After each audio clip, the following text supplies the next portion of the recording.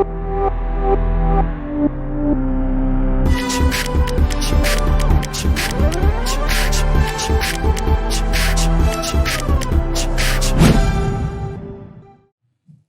दोस्तों, तो oblique collision में अगली क्वेश्चन की ओर बढ़ते हैं। लेट्स सी क्या बोला है। हमारे पास एक स्मूथ ग्राउंड के ऊपर इंक्लाइंड प्लेन रखा हुआ है, ठीक है। ये एंगल है थीटा।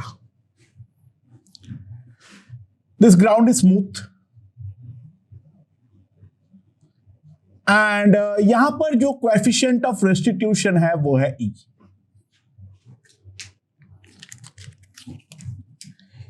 इस वाले का मास है कैपिटल M। एक मास स्मॉल m का पार्टिकल इस डायरेक्शन में U से आके कोलाइड करता है, ठीक है। और ये कोलाइड करता है एट ए पॉइंट P, ठीक है। अच्छा, after rebound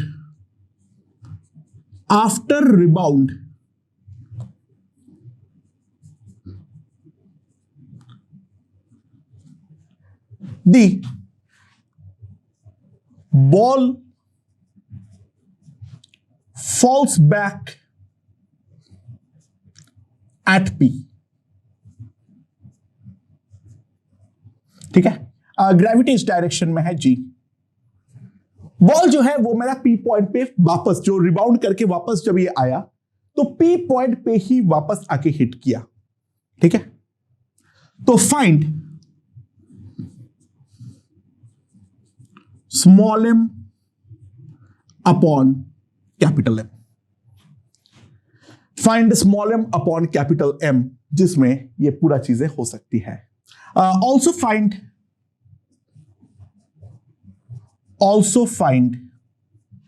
the impulse provided by the ground in this case। Okay दोस्तों, तो सबसे पहले हमें यह सोचना है जो यहां पर वापस P पे फॉल बैक करने का कंडीशन क्या है। अगर हम इस चीज के बारे में समझते हैं, ध्यान देना, जो मेन इंपॉर्टेंट बात है वो है जो आफ्टर कोलिजन स्मॉल m और कैपिटल M दोनों का हॉराइजेंटल वेलोसिटी जो होगा वो हमारा इक्वल होना चाहिए। क्योंकि अगर मैं इसके रिलेटिव में मोशन देखूं तो इसको मैं जब स्टॉप कराऊंगा, वापस P पे फॉल बैक करने के लिए इसके रेस्पेक्ट में पार्टिकल जो है वो हमारा वर्टिकली बाउंस बैक करना ही पड़ेगा, otherwise there is no other option left. This particle must bounce back at point P। तो इंक्लाइन के रेस्पेक्ट में ये वाला P, ये वाला mass small m vertically rebound करना चाहिए, यानी दोनों का हॉराइजेंटल वेलोसिटी इक्वल होना चाहिए। So that is the main crucial point. After collision horizontal velocity of mass small m and capital M must be equal. So that is the scenario। यानी after collision अगर मैं scenario के बारे में बात करूं, so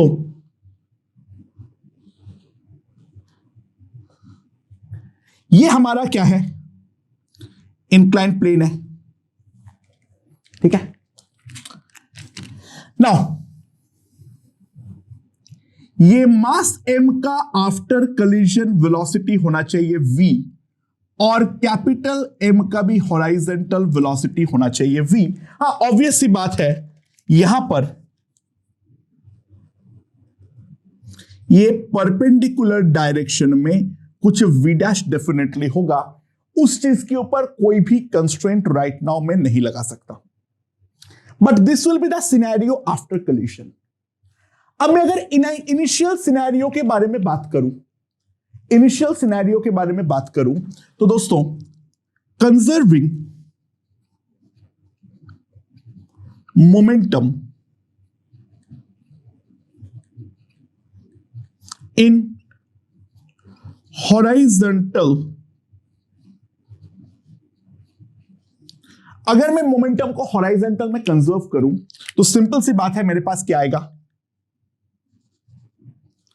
small m into u, the initial horizontal momentum must be equals to capital M plus small m into v। तो जो v आएगा that is mu divided by capital M plus small m।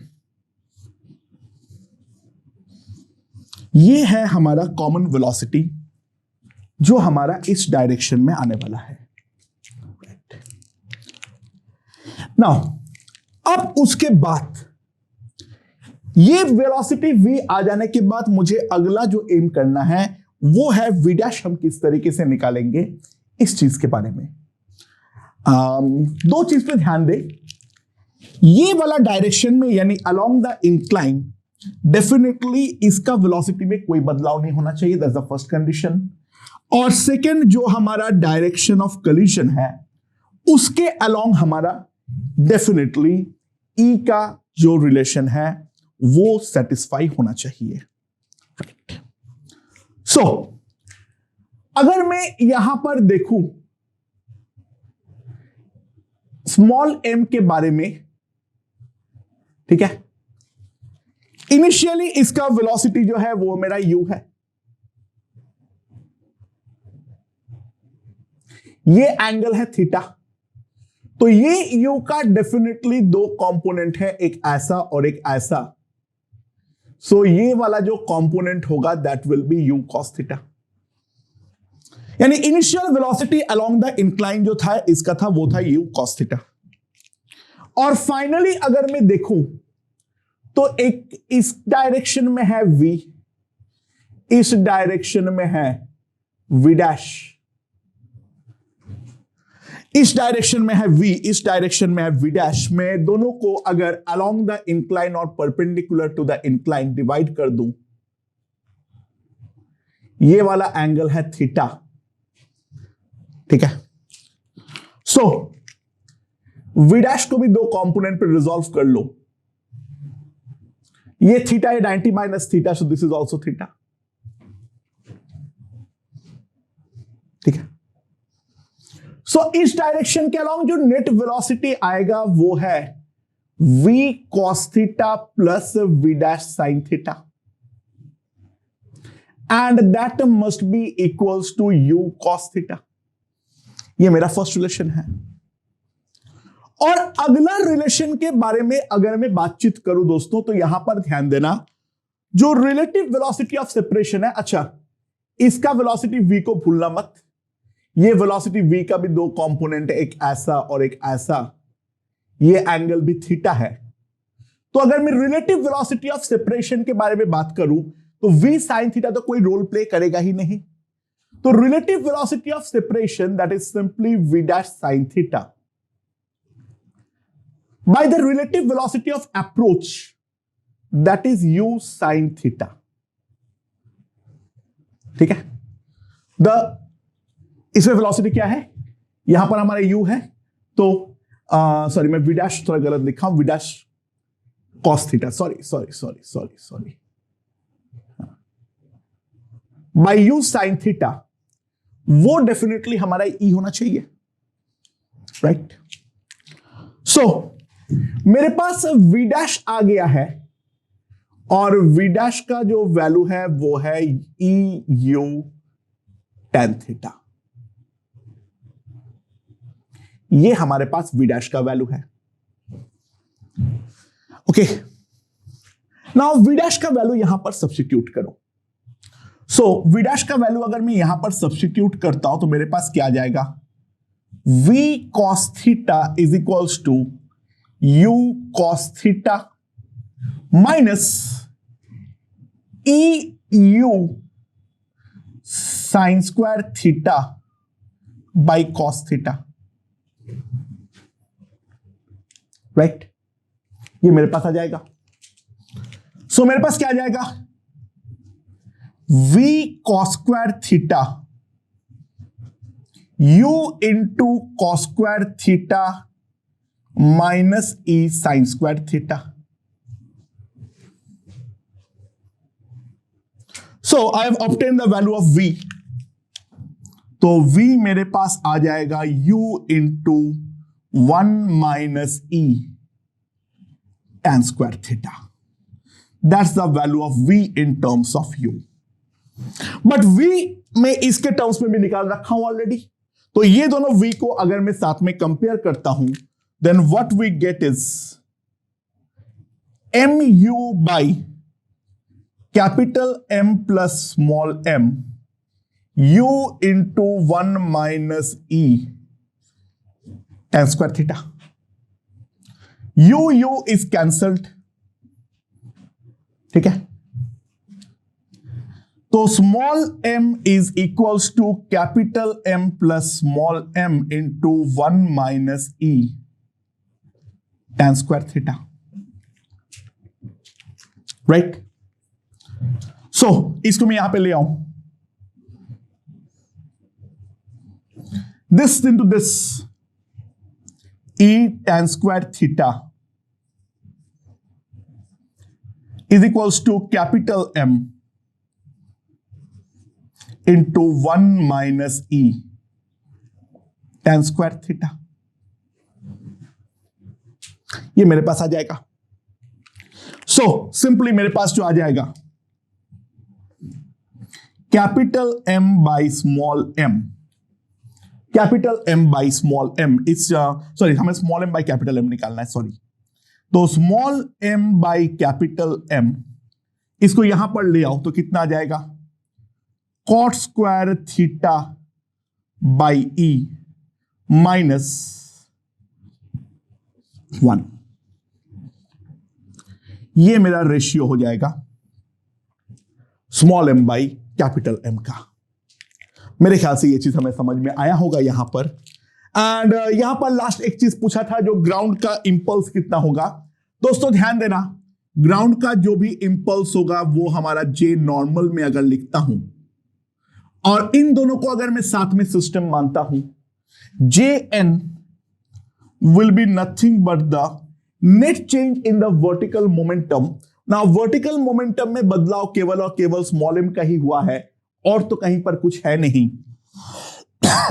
So that will be small m into v dash, and v dash is nothing but eu tan theta. So emu tan theta, that is the net vertical impulse that the ground provides on the wedge. Okay, इसी के साथ inclined plane related जितना भी questions बन सकता है वो हमने सारे के सारे काफी अच्छे से डिस्कस कर लिए हैं। Now we move on back to the जो हमारे बॉल्स के कलिजन है उसके रिगार्डिंग, अब उनके कुछ प्रोफाइल क्वेश्चन के रिगार्डिंग अब हमें बातचीत करनी पड़ेगी, ठीक है, राइट। सुना, जो पहला क्वेश्चन है उस चीज के ऊपर ध्यान दो।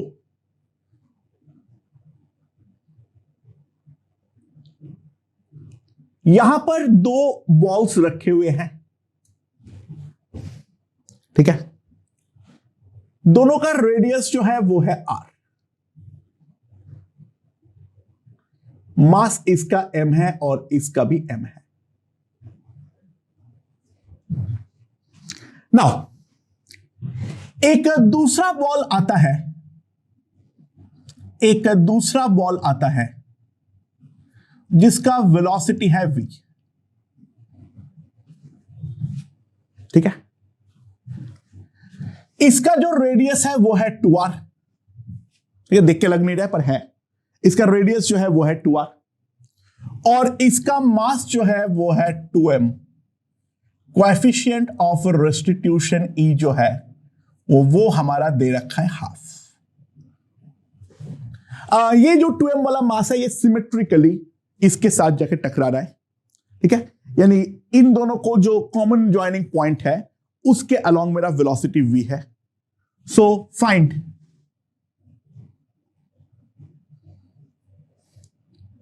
the velocities of both the balls after collision. collision होने के बाद दोनों बॉल का वेलोसिटी कितनी होने वाली है, यह हमें सवाल पूछा गया है. ओके, तो किस तरीके से निकालेंगे? अच्छा, दोनों बॉल के साथ वो साइमल्टेनियसली कोलाइड करता है, तो अगर मैं ड्रॉ करता हूं ढंग से, ठीक है, अगर मैं ढंग से ड्रॉ करता हूं,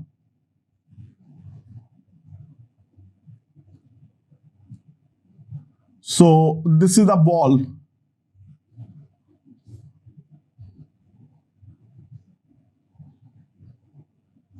this are the two balls.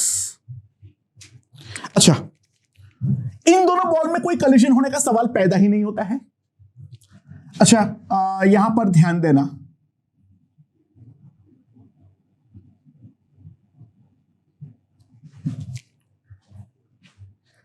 इस बॉल का और इस बॉल का this is the line of collision, इस बॉल का और इस बॉल का this is the line of collision. अच्छा, ऑब्वियस सी बात है, यहां पर इसका वेलोसिटी होगा, अगर मैं मान लेता हूं v1. अच्छा, वो इसी लाइन के अलोंग, इस बॉल का तो इसी लाइन के अलोंग ही हो सकता है, डेफिनेट सी बात है. तो इस बॉल का इस डायरेक्शन के अलोंग होगा v1 due to the symmetry, वरना वर्टिकल मोमेंटम हम सोच नहीं सकते हैं. एंड साथ ही साथ इसका वेलोसिटी मैं मान लेता हूं आफ्टर कलिजन v2, और वो डेफिनेटली इसी डायरेक्शन के अलोंग होने वाली है, that's for sure, by symmetry. अच्छा, अगर यहां पर दोनों मास इक्वल नहीं है, जो मैं अगली क्वेश्चन में करूंगा, तो मैं इतना सिमेट्री डेफिनेटली एज्यूम नहीं कर सकता हूं. वहां पर हमारा अलग से सॉल्व करना पड़ेगा, कैसे करते हैं वो देखेंगे. But right now definitely this will be the scenario. थोड़ा ज्योमेट्री लगा लेते हैं. यहां पर ध्यान देना, this radius is r, this is 2r. तो ये जो टोटल लेंथ है, that total length is 3r. And similarly ये जो टोटल लेंथ है, this total length is 3r. ठीक है, एंड साथ ही साथ ये वाला जो डिस्टेंस है, this is r.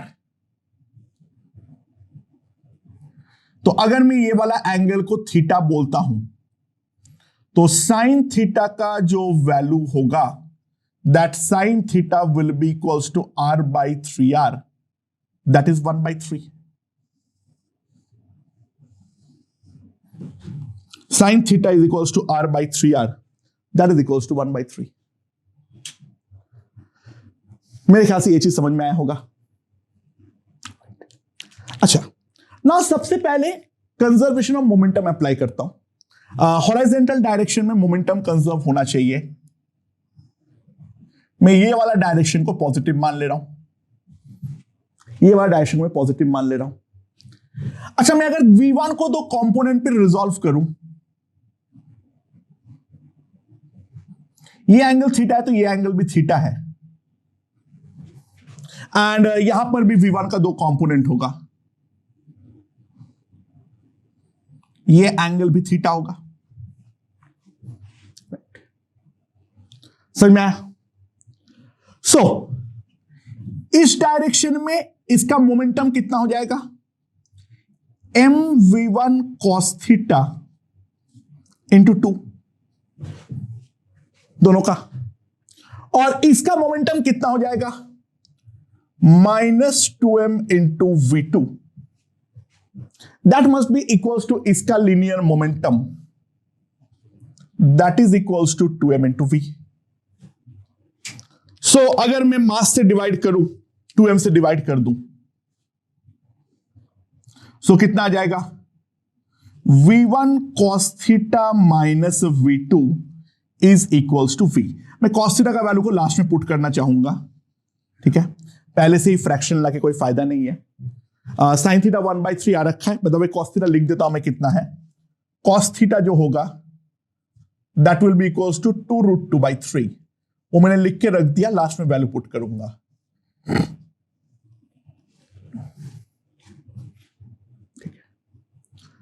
And now एक बार मुझे ई का फंडा लगाना पड़ेगा। कोई भी दो बॉल से एक कॉलिजन को देख लेते हैं।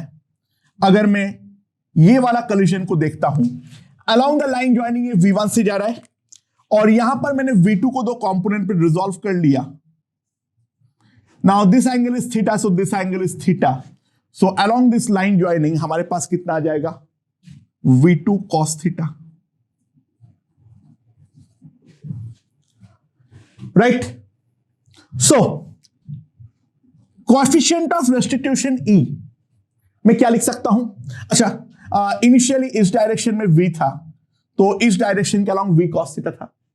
ये तो मैं लिख सकता हूं, ये डायरेक्शन में V cos थीटा है, तो relative velocity of approach is nothing but V cos theta, और relative velocity of separation V1 plus V2 cos theta, that is equals to 1/2।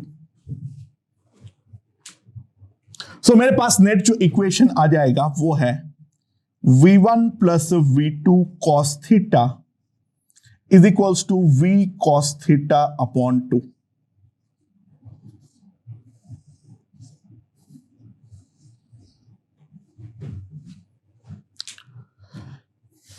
इन दोनों रिलेशन में अब मुझे क्या निकालना है,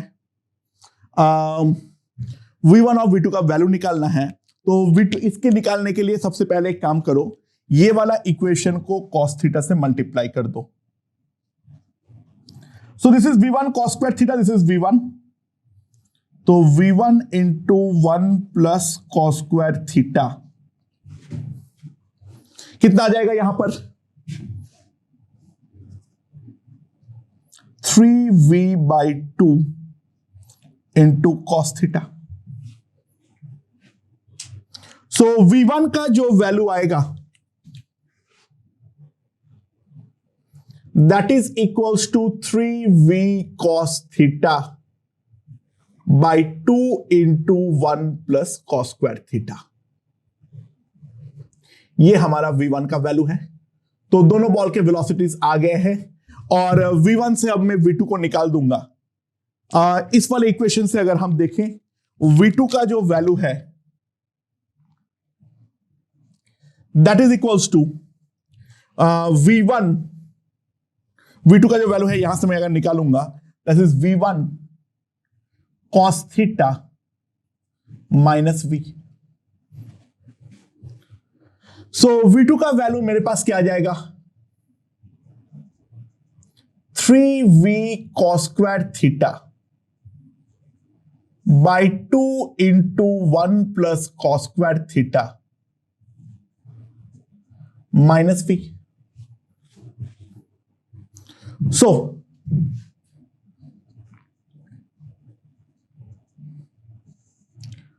two into 1 plus cos square theta, तो यहां पर हो जाएगा 2V, तो यहां पर हो जाएगा 2V cos स्क्वायर थीटा यानी V cos square theta minus 2V, ये मेरे पास आ जाएगा। सो V2 का वैल्यू हो जाएगा मेरे पास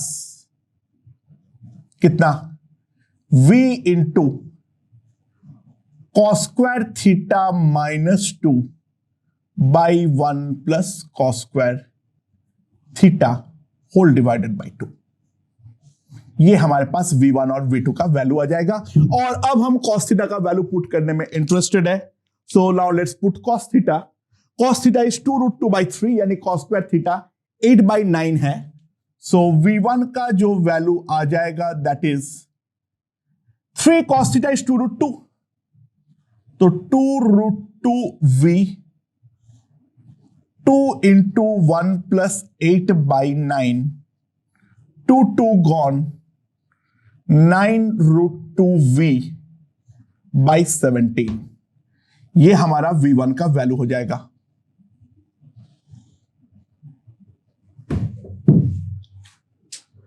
और V2 का जहां तक वैल्यू है वो कितना आ जाएगा, V2 is equals to V/2 cos square theta -2 8/9 -2, यानी ऑब्वियसली बात हम गलत माने हैं।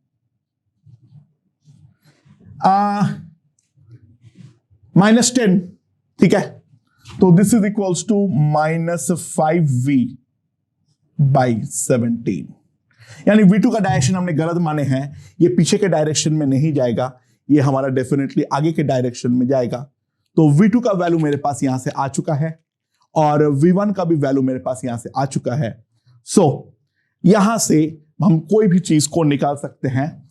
हमें इस प्रकार के जो भी क्वेश्चन देंगे, ये एक स्टैंडर्ड प्रोफाइल क्वेश्चन है, ये वाले प्रोफाइल के कोई भी क्वेश्चन हम डेफिनेटली अब से सॉल्व कर सकते हैं। हाँ, अब मैं एक चीज कराऊंगा, इन दोनों का मास को इक्वल नहीं करके चेंज कर दूंगा, जो कि ये जो सिमेट्री हमने एक्सप्लॉइट किए हैं, जो ये इस तरफ हॉरिजॉन्टली वापस आएगा, इन दोनों का स्पीड्स इक्वल होंगे, वो सारे के सारे फंडा अब यहां पर हम समाप्त करने वाले हैं।